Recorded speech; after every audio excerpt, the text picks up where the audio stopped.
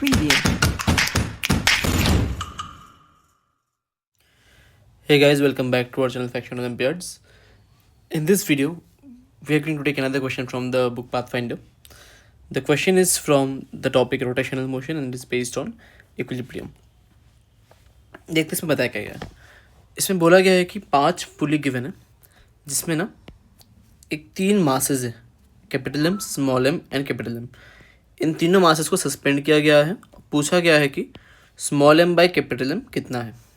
ठीक है, तो स्टैंडर्ड इक्विलिब्रियम क्वेश्चन है, तो हर एक ऑब्जेक्ट का फ्री बॉडी देख लेते हैं एक बार. अगर मैं बीच वाले पुली का फ्री बॉडी देखूं तो इस पे मान लो कि टेंशन टी है, ये कुछ टी और टी मान लेते हैं. ठीक है, तो ये जो लेफ्ट वाला पुली है इस पे भी स्ट्रिंग में और राइट वाले पे भी स्ट्रिंग में टेंशन टी आ जाएगा. तो अगर मैं बीच का पुली देखूं, इसके ऊपर 2 टेंशन होंगे, 2 टी ऊपर की तरफ और एक नीचे की तरफ पुल कर रहा होगा एम जी से. तो यहाँ से डायरेक्टली मैं लिख सकता हूँ कि 2t जो है that is equal to M G. तो टी आ जाएगा यहाँ से एम जी बाई 2. तो टेंशन यहाँ से मेरा निकल चुका है. ग्रेट. अब ना मैं लेफ्ट वाले पुली को देखता हूँ. अगर मैं लेफ्ट वाले पुली को देखूँ, इस पर थोड़ा जूम करते हैं, इस पर 2 फोर्सेस लग रहे होंगे. एक टेंशन आ गया इस तरफ कुछ, और एक नीचे जाना चाहेगा ये, तो फ्रिक्शन आ जाएगा एफ ऊपर की तरफ. या फिर ऐसे मान सकते हो टेंशन का जो टॉर्क होगा अबाउट द सेंटर, फ्रिक्शन का टॉर्क उसको अपोज करेगा.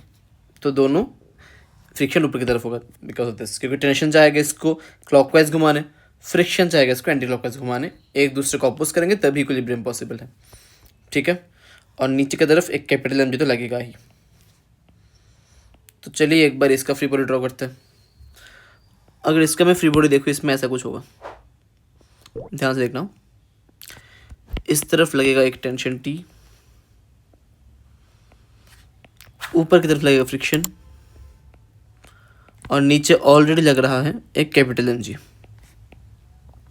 करेक्ट.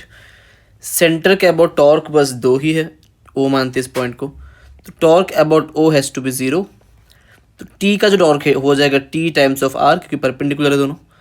एफ का जो टॉर्क है वो हो जाएगा F into R, R cancels out. तो एफ सिंपल निकल कर आ जाएगा एम जी बाई 2. बढ़िया.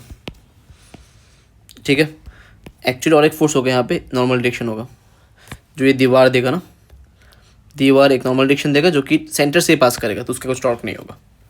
करेक्ट. चलिए अब ना मैं उसका जो वर्टिकल बैलेंस है फोर्स, वर्टिकल फोर्स बैलेंस है वो भी कर दूंगा. मुझे इतना तो पता है कि जो टेंशन वाला स्ट्रिंग है ये एंगल थीटा बना रहा है विद द वर्टिकल. तो ये थीटा है तो ये भी थीटा है. तो इसके ऊपर की तरफ जो टेंशन का कंपोनेंट होगा that is T cos theta. ऊपर की तरफ फ्रिक्शन भी है, नीचे की तरफ एम जी है. तो अगर मैं इस ऑब्जेक्ट का एफ वाई 0 कर दूँ तो ये आ जाएगा T cos theta plus F is equal to capital M G. ठीक है, बढ़िया. टी का वैल्यू है M G by 2 cos theta. Small F का वैल्यू है M G by 2 equal to capital M G. G and G cancels out. Small M by 2 common ले लो तो बचेगा cos theta plus 1 is equal to capital M. तो यहाँ से मेरा small M by capital M है जो है वो बनेगा 2/1 प्लस कॉस थीटा. ये हो गया मेरा first answer, ratio of M by M. ठीक है, सिंपल टॉर्क बैलेंस के ऊपर क्वेश्चन था. अब पूछा गया रेंज ऑफ फ्रिक्शन कितना होना चाहिए. तो मुझे ये भी पता है कि फ्रिक्शन जो है they should be less than equal to mu N. तो फ्रिक्शन का वैल्यू है M G by 2, they should be less than mu N.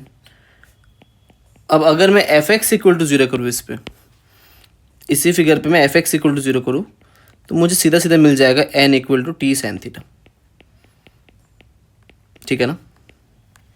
तो बढ़िया, पुट करते हैं यहाँ पे M G by 2 less than mu N का वैल्यू है टी साइन थीटा.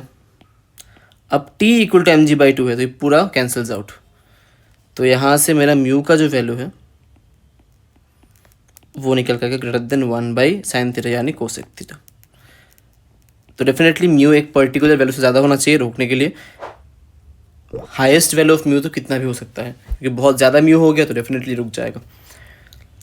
तो मेरे यहाँ पे दो आंसर निकल के आ गए, एक m/m आ गया 2/1 + cos θ और एक आ गया mu greater than cosec theta. तो ये हो गया पाथफाइंडर का क्वेश्चन नंबर 18 BYU से।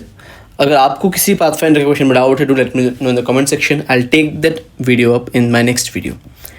और ऐसे ही और वीडियोस के लिए आप सब्सक्राइब कर सकते हो इस चैनल को, क्योंकि मैं हर वेडनेसडे, फ्राइडे और संडे आता हूँ sharp eight 10:30 PM with a new video with a new concept. चलिए मिलते हैं नेक्स्ट वीडियो पे।